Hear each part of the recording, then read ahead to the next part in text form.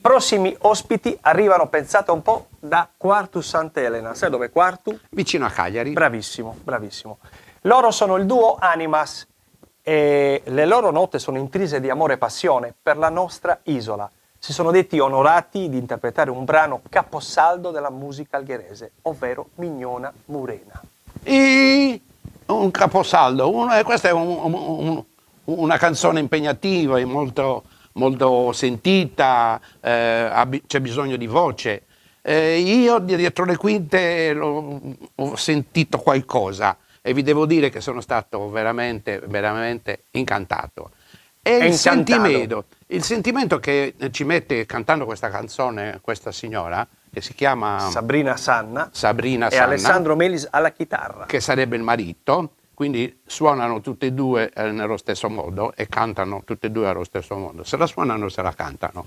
Sì, come di solito. Però cantare questa canzone è veramente impegnativo. Io pensavo che con gli acuti, poi ci sono la parte più presa più in basso, si facesse un po' più di fatica. Lei non ha subito niente di particolare per poter eventualmente inceppare nella tonalità.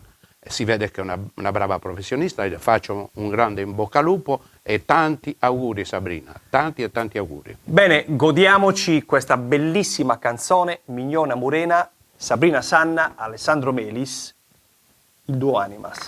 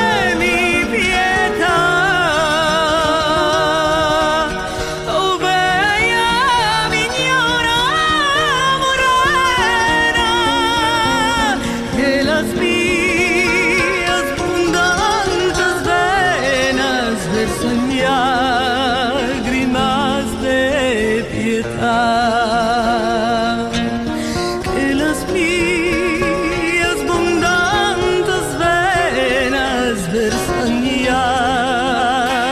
lágrimas de pietad.